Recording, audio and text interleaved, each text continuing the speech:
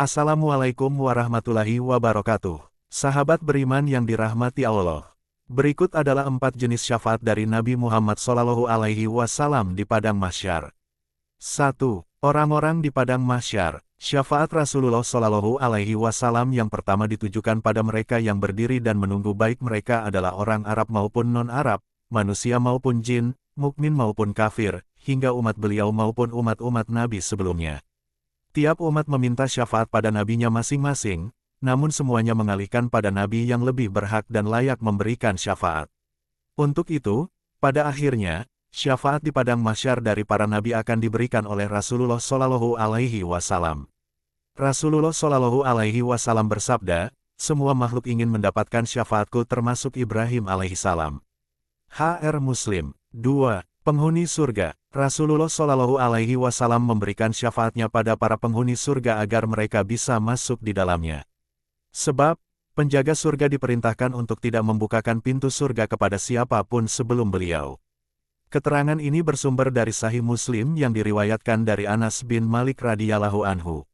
Disebutkan pula dalam hadits yang diriwayatkan oleh Abu Hurairah radhiyallahu anhu dan Hudzaifah radhiyallahu anhu bahwa tiap manusia mendatangi nabi-nabi mereka untuk meminta syafaat masuk surga, namun semua nabi melimpahkannya pada yang lain hingga berujung pada Rasulullah SAW. Allah mengumpulkan manusia, lalu orang-orang yang beriman berdiri hingga surga didekatkan kepada mereka. Kemudian mereka menemui Adam alaihissalam seraya berkata, "Wahai nenek moyang kami, memohonlah agar surga dibuka untuk kami." Adam menjawab, "Bukankah tiada yang mengeluarkan kalian dari surga, kecuali kesalahan ayah kalian Adam ini? Aku bukanlah orang yang mampu melakukannya. Pergilah kepada putraku Ibrahim, Khalilullah, kekasih Allah." Kemudian Ibrahim berkata, "Aku bukankah orang yang dapat melakukannya? Karena aku hanyalah kekasih dari belakang." Pergilah kepada Musa, yang diajak bicara langsung oleh Allah. Mereka pun menghadap Nabi Musa alaihissalam.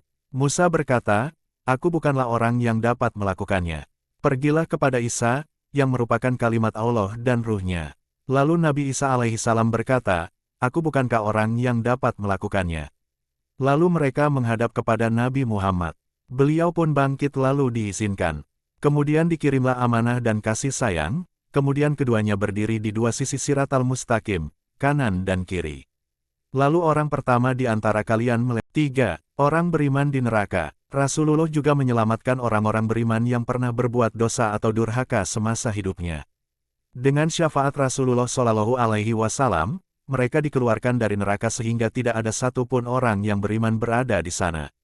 Tapi, mereka tidak akan dikeluarkan dari neraka secara bertahap. Hal ini sejalan dengan riwayat hadits dalam Sahih Al-Bukhari yang dinukil dari Anas bin Malik radhiyallahu anhu. Qatadah juga mendengar beliau bersabda, "Kemudian aku keluar dan mengeluarkan mereka dari neraka dan memasukkan mereka ke dalam surga. Lalu aku kembali untuk ketiga kalinya dan meminta izin kepada Tuhanku di istananya. Lalu aku pun diizinkan menghadap kepadanya dan melihatnya. Lalu bersujud. Kemudian Allah memanggilku dengan namaku yang indah, Dia berkata, 'Bangunlah wahai Muhammad, ucapkanlah,' maka didengar, 'Berilah syafaat, niscaya engkau diizinkan memberikannya, dan mintalah, niscaya akan diberi.'